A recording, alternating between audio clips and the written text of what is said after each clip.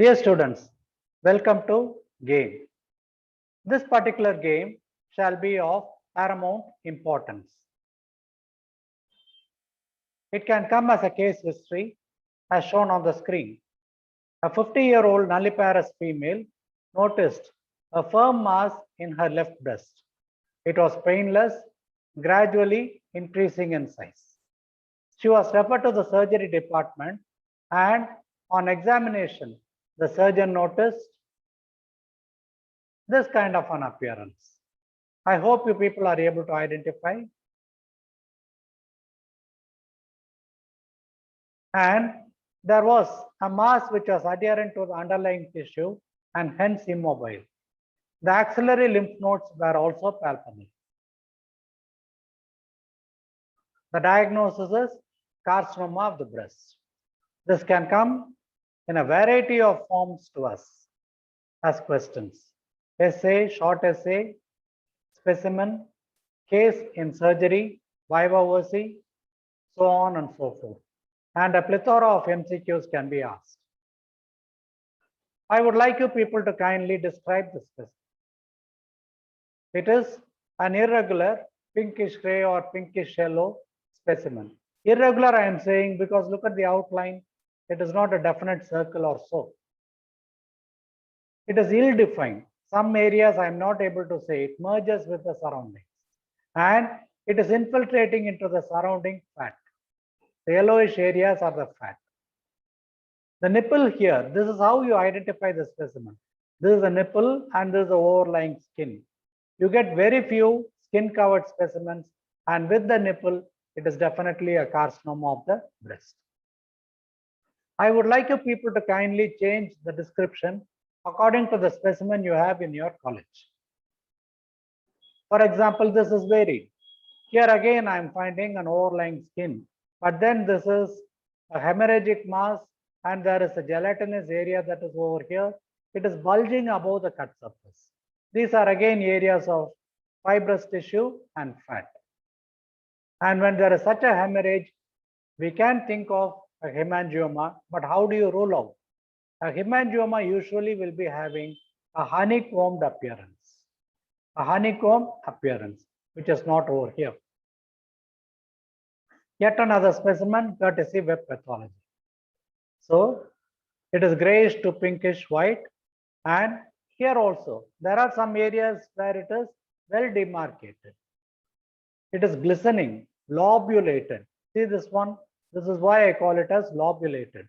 And it has got a pushing border. Look at this border. It is pushing into the surrounding parenchyma. So this is the way we mention. And this is the skin. Sometimes we can get a specimen like this also. It can be grayish white to necrotic. See, it is becoming friable and it is extending up to the resected margin. See, this is the deep resected margin. This is the overlying skin. It is surrounded by the fatty tissue. Obviously, you people will have to do the measurements. You'll have to describe the cut surface. You'll have to mention what is about the borders. So in this case, the patient has had a cancer which is spreading in all directions like a crab, and it is getting attached to the pectoral muscle and to the wall. So that is why it is becoming a fixed mass. Moreover, by retraction, you find that there will be a puce orange. You find that all the erector pili muscles will get contracted. It causes a dimpling and an orange skin-like appearance. Firm in consistency, irregular in outline. It is fixed to the underlying chest wall. These can be the various stages of it. So this is a normal duct. Initially, we get what is called as carcinoma in situ. And later on, it becomes an invasive carcinoma. And each of this arises from a unit of the breast. I will not go into the details. Now tell me, in this case, this is a duct and the tumor is confined to the duct. So it is a case of a carcinoma in situ. There can be an area of necrosis, which is called a comedo pattern. Whereas here, I am finding multiple irregular glands. This is a gland over here, another gland, small one, very small. And there are also some solid nests. This is a solid nest, etc. there are strands. Strands means lines of cells. And there is a nuclear cellular pleomorphism. This is a better slide over here. Higher magnification, I am finding that the nuclei are large. There is also a pleomorphism, means variation. And the whole thing is infiltrating into the muscular tissue. This is a muscle. So this is infiltration. The one definite diagnosis for a malignancy is infiltration and metastasis. This is another variant of a breast cancer.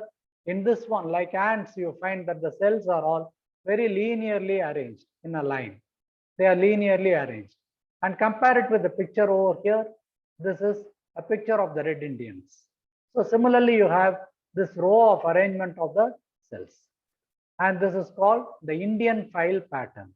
Normally, the red Indians go one behind the other, hide in a shrub, and then start attacking the strangers. That is why this pattern is called so.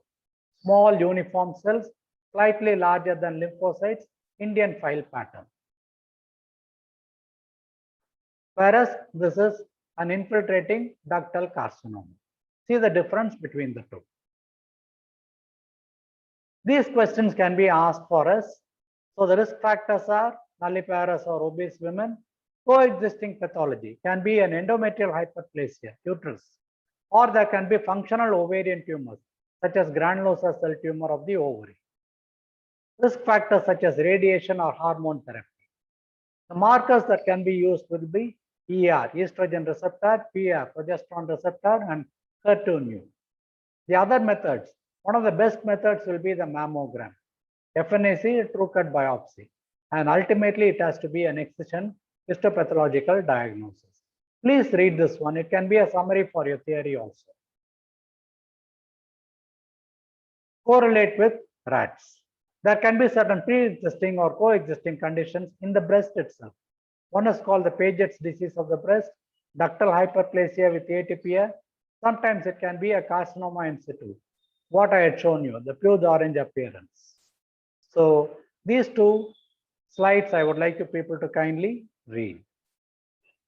And it can come as a description, a slide, or it can be a case history and a chart, viva voce, theory question. Please play the game with R.A.T.S to win.